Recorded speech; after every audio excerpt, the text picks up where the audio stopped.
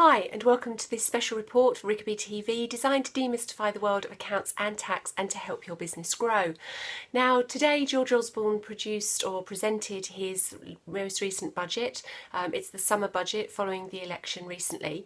It was the first Conservative only budget for 18 years since Ken Clarke presented his, and there were, as billed, some points in there that people didn't necessarily see coming despite all of the hype. I thought what I'll do is just give you a quick summary of the major points, one of which obviously is going to be a big concern to a lot of people, but we'll come back to that one. First off, the corporation tax rate has been or is going to be cut in 2017 down to 19% and then down to 18% in 2020.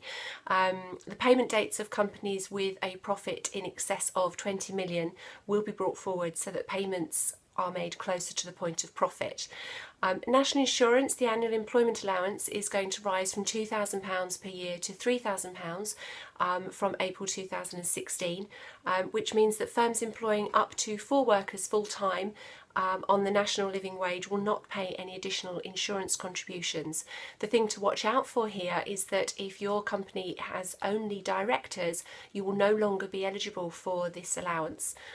The living wage, which was the big news towards the end of the budget speech, from 2016 a new compulsory living wage of £7.20 for over 25s will be brought in, and that will rise to in excess of £9 by 2020.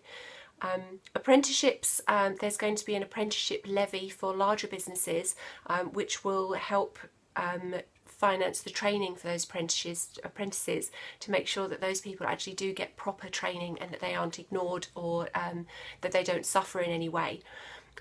There's going to be a bank levy, which the bank tax is going to be reduced over the next 6 years, and it's going to be replaced with an 8% surcharge on the banking sector profits, which will come into effect from the 1st of January next year. The annual investment allowance is going to be at a new rate of £200,000 for all qualifying investment in plant and machinery made after the 1st of January 2016. But the biggest one as far as we're concerned, and the main reason I wanted to get this report out to everybody, is the change in the dividends. The dividend tax credit is going to be removed, and it's going to be replaced with a tax-free dividend allowance of £5,000 a year. The dividend tax rates will be set at 7.5% for basic rate taxpayers, 32.5% for higher rate taxpayers, and 38.1% for additional rates. Now, we're not quite sure at this stage. We only get the information from the Chancellor at the same time as everybody else, so we sit and listen to the budget.